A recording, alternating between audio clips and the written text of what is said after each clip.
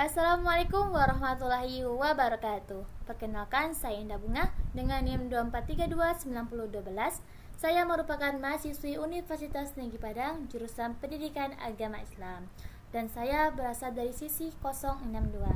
Nah, pada kesempatan kali ini saya akan mempresentasikan sebuah laporan pembelajaran berbasis proyek dengan judul Dari Makhrajul Huruf hingga Tilawah, penguatan kemampuan membaca Al-Quran peserta program RAI. Nah, program ini dilaksanakan sebagai tujuan meningkatkan kemampuan membaca Al-Quran secara bertahap oleh peserta didik melalui penguasaan makhrajul huruf, tajwid, wakaf, dan itidak. Nah, adapun strategi yang saya gunakan dalam pembelajaran ini, yang pertama strategi expository. Strategi ini digunakan dalam penyampaian materi secara langsung dan secara sistematis. Materinya itu berupa makhrajul huruf, tajwid, mat, wakaf, dan itidak. Yang kedua yaitu strategi inquiry, di mana sebagai diagnosis pemahaman awal via tanya jawab. Nanti juga ada diskusi antara mentor dan peserta didik untuk melatih keaktifan dan keberanian peserta didik tersebut. Yang ketiga itu strategi media interaktif, yaitu seperti menggunakan WhatsApp group, video pembelajaran, Zoom, dan PowerPoint untuk mendukung dalam proses pembelajaran. Yang selanjutnya yaitu evaluasi, yang mana strategi ini peserta didik dimulai melalui keaktifan mereka di kelas, terus kuis dan tugas-tugas yang telah diberikan, terus penilaian berkelanjutan, yang mana akan melihat peserta didik ini sampai di mana pengukuran kompetensi yang telah didapatkan dalam pembelajaran tersebut. Yang keenam yaitu review dan refleksi. Strategi ini yang mana siswa tersebut akan dipilih beberapa untuk menyampaikan kesimpulan dari materi yang telah disampaikan. Pada minggu pertama, yaitu pada hari Sabtu tanggal 18 April 2026, materi disampaikan yaitu mengenai orientasi pembelajaran dan pengenalan dengan peserta didik. Ya, strategi yang saya gunakan yaitu strategi expository untuk memperkenalkan program, menjelaskan dan kegiatan yang akan dilaksanakan selama mentoring ini berlangsung. Nah, dalam sesi ini saya menggunakan saya mengajar dua kelompok, yaitu kelompok tanggung jawab saya dan kelompok dari kelompok teman yang tidak dapat hadir. Nah, selain itu, saya juga menggunakan strategi inquiry melalui tanya jawab dan untuk mengetahui pemahaman awal peserta didik ini terkait materi yang akan dipelajari. Nah, di akhir kegiatan dibuat sebuah grup WhatsApp sebagai media komunikasi selama program ini berlangsung.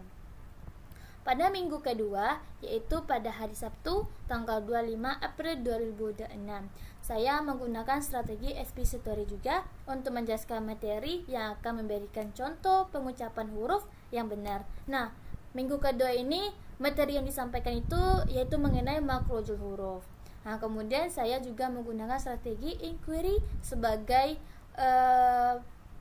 melalui diskusi dan tanya jawab antara mentor dan peserta didik dengan peserta didik.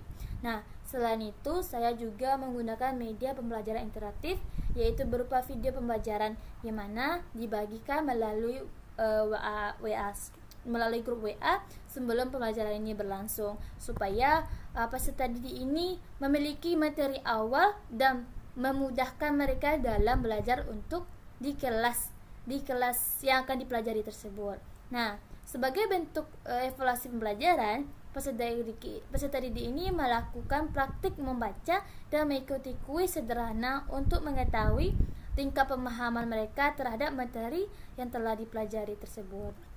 Nah, pada minggu ketiga, yaitu pada hari Sabtu tanggal 2 Mei 2026, materi yang disampaikan itu mengenai tentang tetap makhrajul huruf juga. Kenapa? Pada minggu ketiga ini saya mengajar dua sesi. Yang pertama, sesi luring, yaitu targetnya peserta didik kampus pusat. Dan yang kedua, sesi daring, yaitu kampus cabang dan siswa yang memiliki jadwal kuliah pada hari Sabtu. Nah, pada sesi pagi ini saya tidak dapat melakukan mentoring secara langsung, yang mana saya terjadinya cedera pada tangan saya, dan sebagai solusinya saya mencari rekan mentor untuk menggantinya secara terstruktur. Nah, pada sesi daring saya melakukan pembelajaran secara langsung, yaitu dengan menggunakan via Zoom. Pada sisi ini saya menggunakan strategi expository, inquiry, dan media pembelajaran interaktif serta evaluasi pembelajaran. Nah, saat penyampaian yang telah disampaikan pada akhir kegiatan saya menunjuk beberapa peserta untuk menyampaikan kesimpulannya dari materi yang telah dipelajari. Nah, dan dalam pembelajaran peserta didik juga aktif berdiskusi, tanya jawab, dan serta mempraktikkan membaca Al-Quran. Nah, pada minggu keempat, materi yang disampaikan itu mengenai tajwid dan mat. Nah, saya menggunakan strategi expository untuk menjelaskan materi dan strategi inquiry melalui diskusi dan tanya jawab, serta media pembelajaran interaktif berupa video pembelajaran. Nah, sebelum saya memulai kelas, saya itu selalu mengirimkan video di dalam grup WhatsApp supaya peserta ini mempunyai materi awal dan di dalam kelas dia mudah memahami materi tersebut. Nah, setelah materi ini dijelaskan, peserta didik diminta mempraktekkan bacaan yang mengandung hukum tajwid dan mat agar dapat menerapkannya secara langsung dalam membaca Al-Quran.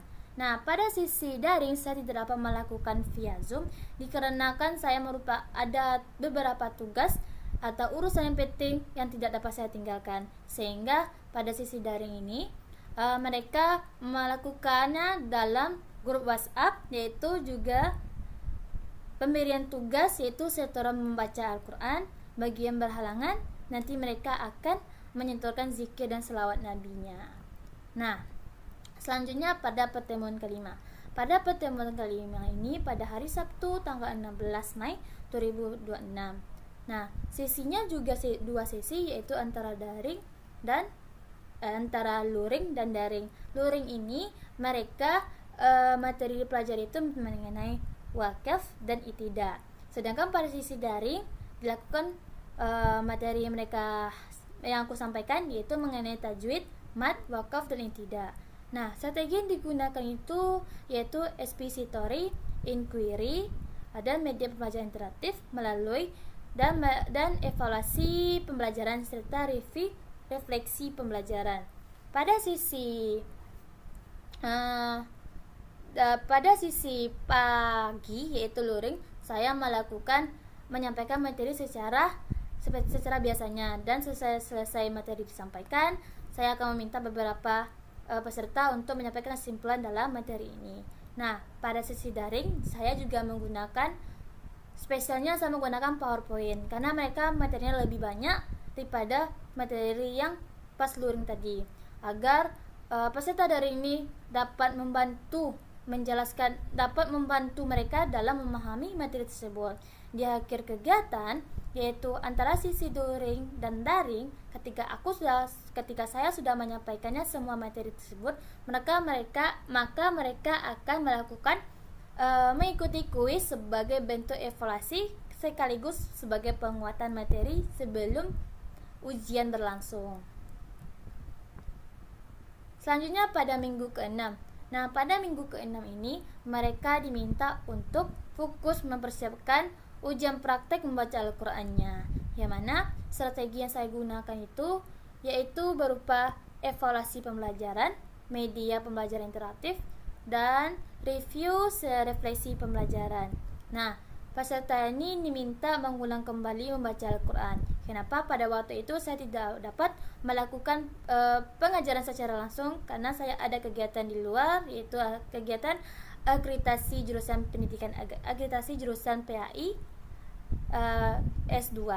Nah, saya meminta juga kepada setiap peserta didik posisi luring, saya minta serahkan kepada teman untuk mengawasi mereka dalam membaca Al-Quran. Dan untuk sesi daring, saya juga meminta mereka untuk membaca Al-Qurannya dan menyentuhkan Al-Qurannya di dalam sebuah Google Drive. Nah, pada minggu ketujuh, yaitu minggu akan dilaksanakan ujian praktek membaca Al-Quran.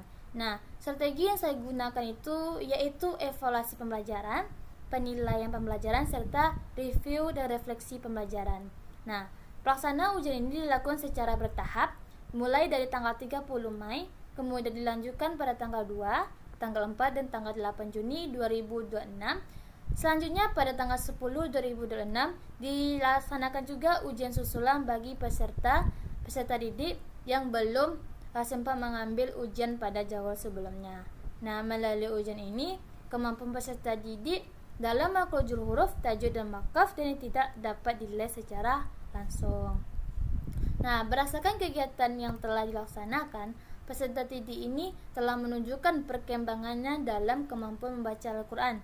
Mereka ini menjadi lebih memahami makhrajul huruf, lebih mampu menerapkan hukum tajwid dan mad, serta memahami penggunaan wakaf dan ibtidah dalam membaca Al-Quran tersebut.